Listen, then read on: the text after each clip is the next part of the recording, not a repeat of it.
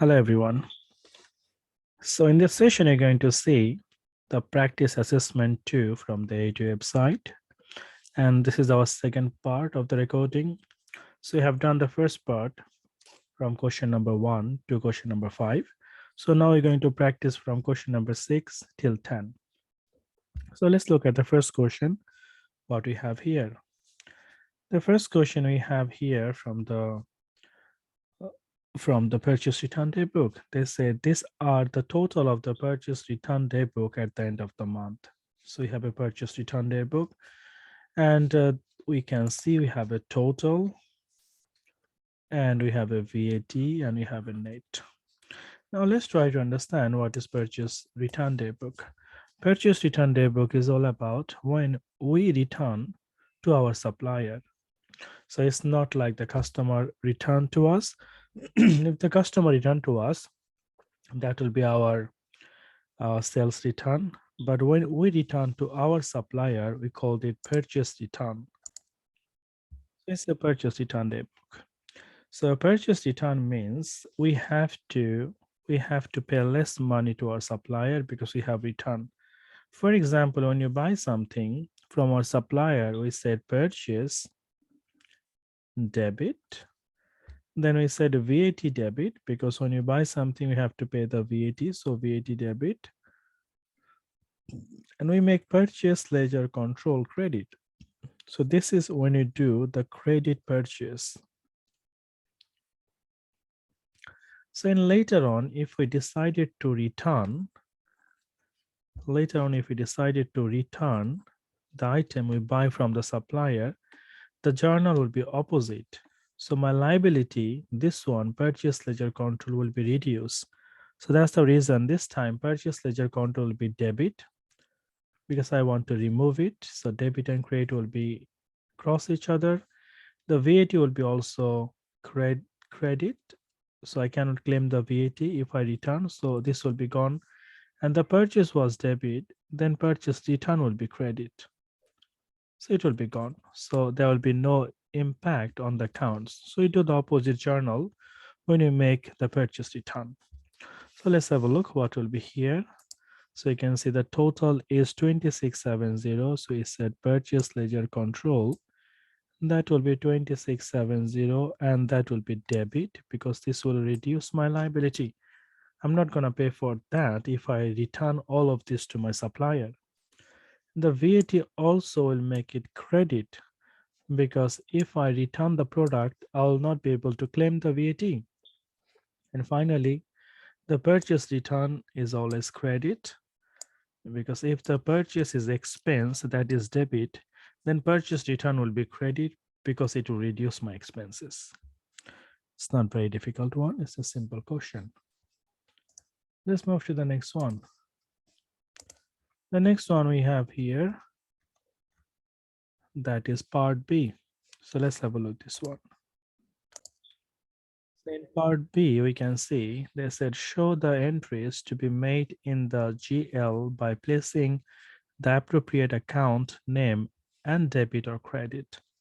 So this one we have here, what book? We have a sales return day book. Sales return is all about when my customer returned to me. So when we make a sale, we make the journal, we say our sales ledger control is debit, VAT is a credit, and the sales is a credit. But if this customer returned to me in future, so all this thing has to be opposite because I'm not going to get any money from this customer. He returned to me. The VAT I'm not going to pay to HMRC because the customer returned to me. And also this is not my income anymore. So the sales will be sales return. So first thing we're going to say sales ledger control. That will be credit because before it was debit. Now I will make it credit because this customer not going to pay me because the return. How did I know the return? Because it's a sales return day book. Then the VAT, I'll make it debit because I'm not going to pay VAT if the customer returned to me. And finally, we have the sales return. So sales return will be also debit because sales was credit. Now the sales return will be debit. So it will have a zero impact If the customer returned to me, I have to make the opposite journal. So this is not very difficult. So hope you understand. Let's move to the next one. The next question we have task 7. Now task 7 is quite simple. They said petty cash and move the petty cash to the GL. Remember, if there is a GL, the petty cash can be the part of prime entry, that is book of prime entry, or it can be the part of GL. If it is a part of GL, do not consider the cash, how much you spend, because this is part of the book of prime entry. So part of GL means part of general ledger means you already done the first step. So you already consider the cash and bank on your book of prime entry is already recorded. If you do it again, it's going to be double. So I'm not going to consider the total amount, how much I have spent it for the petty cash. So I'll only consider the VAT, the printing expense, then postage expense, and the charitable donation. I'm going to consider all of this. And VAT, printing expense, postage, and charitable donation is all my expense. So I'm going to click all my debit because all the expense is debit. And I'm going to write the amount for the VAT is 23. For the printing expense is 115. For the postage expense is 18. And the charitable donation is 25. And I'm gonna write the names. So VAT, printing expense, postage, and the charitable donation. That's it. So task 7 is quite simple.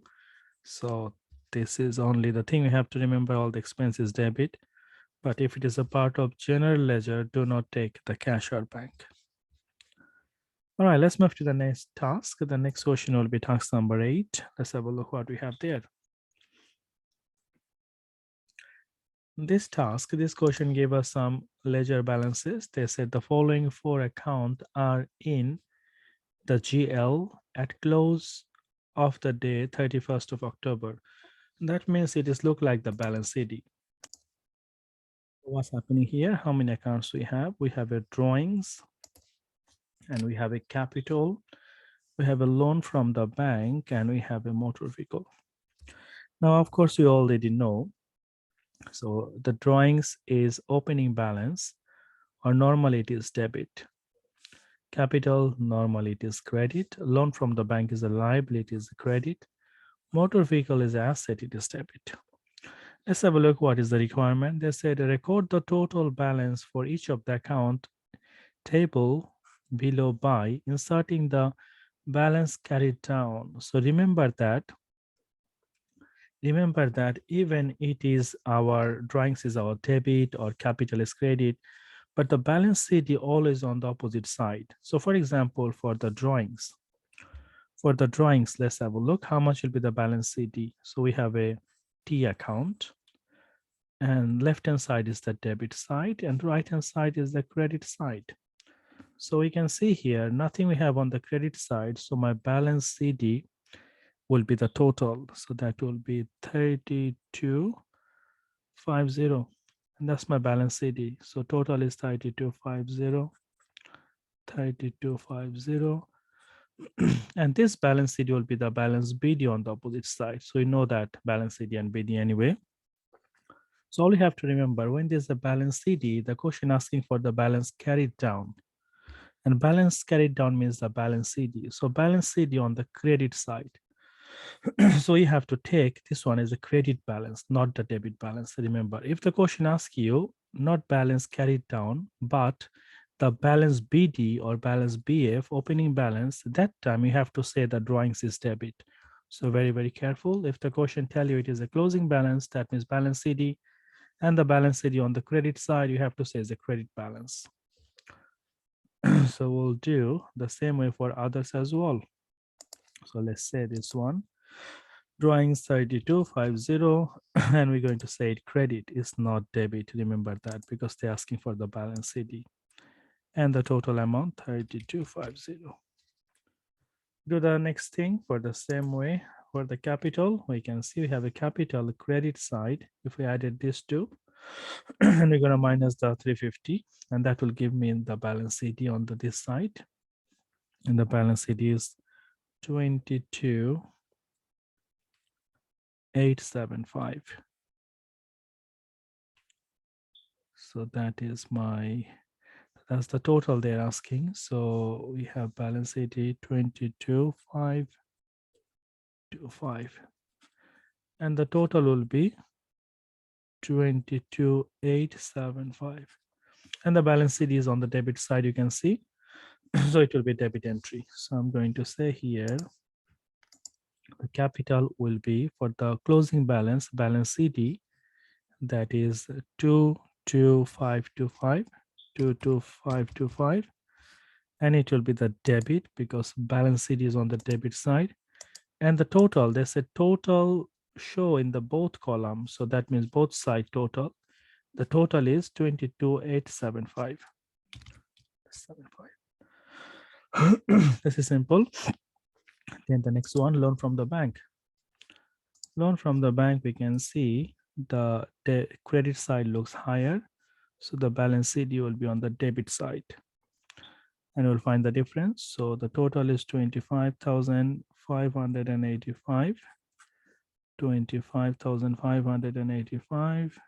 And we minus this one to find the balance CD. That will give us 24,210. So we said 24,210. And the total will be, remember it's a debit again because the balance CD on the debit side on the loan account. And the total will be 25,585. And the last one, we have a motor vehicle. Motor vehicle, we have the debit side higher. So you have to add this two to find how much it is. So 28,262. Write the same thing, 28,262 minus this one to find the balance CD. So the balance CD is 28,122. And this one will have 28,122. And that's the balance CD on the credit side. That's my credit balance. And the total will be 28,262. So that's it for the question number 8. Let's move to the next question, question number 9.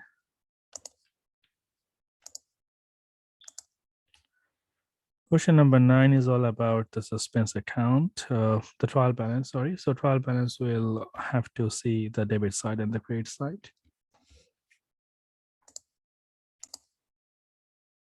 The task 9 says, below are the balances in the debit and the credit balance, trade column of an organization's partially prepared trial balance. As the trial balance is not yet complete, it does not balance. So if the question said it will not balance, so don't worry about it will balance or not. So the question said it's partially prepared. That means few more transactions maybe still you need to do. So all you need to do, you need to add it the debit side.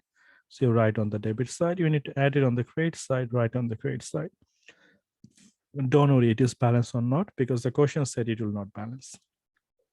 So if you added everything, that will give you on the debit side total 11,8951, and on the credit side it will give you 11,3686. It's very simple. Just you need to add the debit side and then you need to add the credit side. The next one we have here, number B. They're asking to find it out. Is it debit or credit? It's quite simple. The drawings is always debit. Remember that. Drawings is always debit. Inventory is a stock, so inventory is also debit. Purchase ledger control is a liability, so it will be credit. It's the credit supplier balance. So I need to say the drawings is a debit, that is 3840. Inventory is a debit, 6095. And the purchase ledger control 15,200 is credit. After they're asking the trial balance should now balance. So that means they are saying we've done the three transaction now and the trial balance should balance now. So the total of the debit and the credit balance should agree. Calculate the final total enter into the debit side and the credit side of the trial balance. Okay. So what we have done before on the debit side, we're going to add these two with the debit. So debit and debit, we're going to add. And on the credit side, what we have done, we're going to add the credit side. And after that, the trial balance should match. So if we add it, the debit and the credit, both will be equal and the total will be 12,8886. The next question we have here, the trial balance for a different organization is being prepared. These are the balance available so far, okay? Remember, this question is a little bit tricky because for the trial balance, we only take the general ledger balance. Remember that. So if you have a sales ledger account, this is a subsidiary ledger. Do not take this. This is a purchase ledger account. That means it is a purchase ledger, subsidiary ledger. Do not take. So don't take anyone name.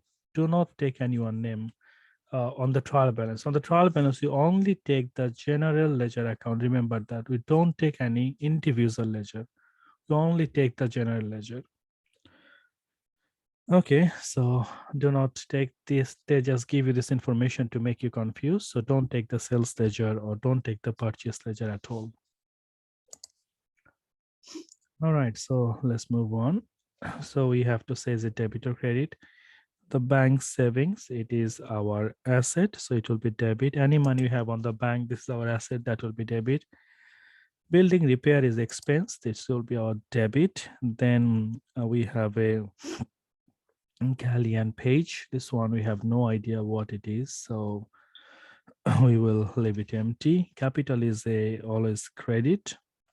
Galleon page, I think, is the name. So yeah, Galleon page. You see this one on the subsidiary ledger, Galleon page 3164. We don't take it. We don't take any name. We don't take any individual ledger. So you only take the general ledger. Davis Limited, we don't take it because it is a subsidiary ledger. Discount receipt is income, it's a credit. Then Monira PLC, don't take it because it is our name, subsidiary ledger, don't take that. Premises is the asset, is a debit. Then Prosser and Co, don't take it as a name, so it's ignore that. Purchase return is a credit.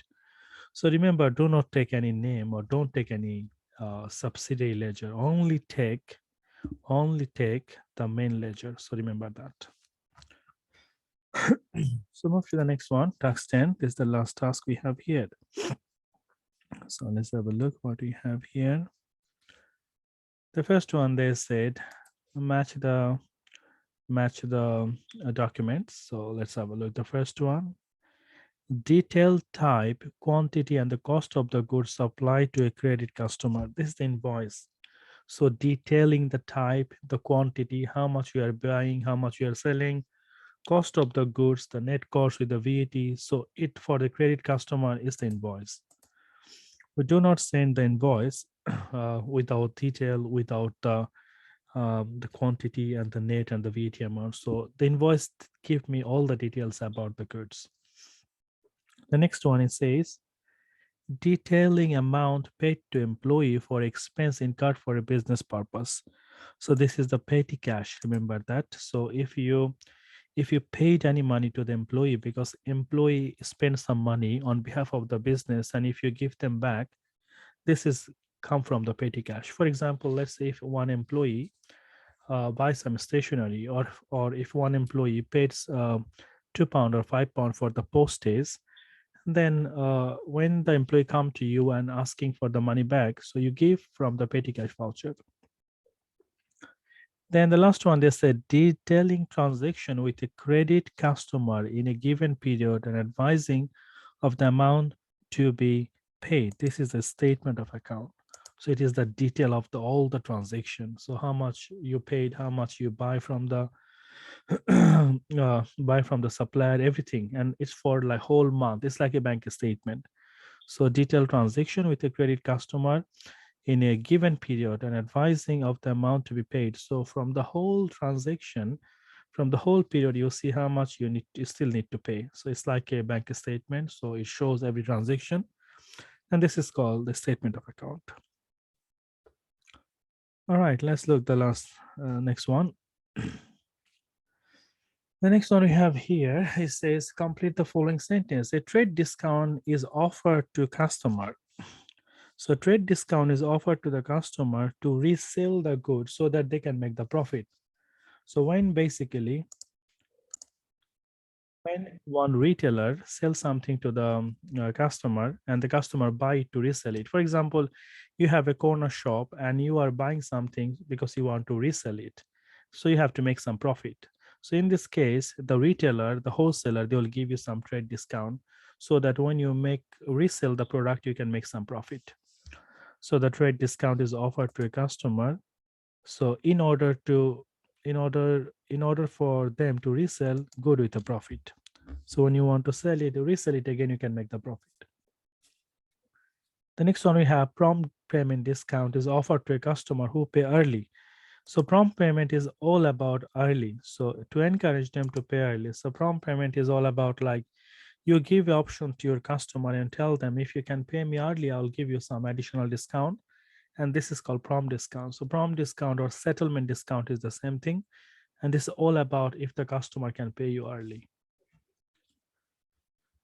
All right, the next bit we have here for the capital and the revenue expenditure is very simple one. If you buy a asset and if you think the asset you're going to use it more than 1 year, so that is relevant to capital. So if you buy any asset, for example, car, if you buy a building, if you buy a land, if you think you're going to use it more than 1 year, and with the intention to use it in the business, not to sell. For example, if you buy a computer, if you buy furniture, so not with the intention you will sell it and you're going to use it more than 1 year, this is the capital expenditure. And if you sell any of the capital item, for example, if you sell the car, if you sell the building or land, this is the capital income. On the other hand, if the owner invests any money on the business, this is also capital income because the owner give any money to the business with the intention the business will hold it more than 1 year. And on the other hand, if there is a short-term transaction, for example, you sell a good, you buy a good, so obviously you're gonna pay for the purchase. You're gonna receive the money from the customer within 1 year. So if you sell the goods to your customer, it's a revenue income because you're gonna receive it within 1 year. And if you buy any raw material or anything from the supplier, you're going to pay it within 1 year. So this is the revenue expenditure. So less than 1 year is a revenue, more than 1 year is capital. So an amount invested in the business by the owners is a capital income because if the owner invests any money in the business gonna hold it more than 1 year. A receipt for the rental of office space. So if you give a rent and if you receive some money, is the revenue income because they will pay you within a year. So they're not gonna pay you after 1 year. A payment to a courier to deliver goods to a customer is a revenue expenditure because you you buy something or you pay the deliver is like for revenue, short term, less than 1 year. A payment to purchase a motor vehicle. If you buy a motor vehicle with the intention you're going to use it more than 1 year, capital expenditure. Let's have a look at the last one. The last one they said asset, liabilities, and capital are linked by the accounting equation. Okay. Answer the question in the table and enter all the figure positive value. So this is very simple one, and this question always in the exam. So remember that asset represent capital and the liability. So that means if I add the capital plus liability, it will give me equal to the asset. So if I added this two, capital plus liability, it will be asset. Now, for example, if the question tell you asset is 100 and capital is 50, how much is the liability? So we can say 100 minus 50, so the liability will be 50. If the question said if the capital is 50 and the liability is 50, how much will be the asset? So these two together give me the asset, so it will be 100. It's a very simple. So they'll give you one missing, you have to find that. So you can see the first one. They said if the asset is this and if the liability is this, how much is the capital? Very simple. So asset minus liability is the capital. So that will give me a 67399. Then they said if the liability is this, capital is this, how much is the asset? So we know liability plus capital is the asset. So we'll add this two. That will give me 124,593. And finally, if they said asset, the capital is this, asset is this, how much is the liability? So they give us asset, they give us the capital, they're asking for the liability. So we'll minus that.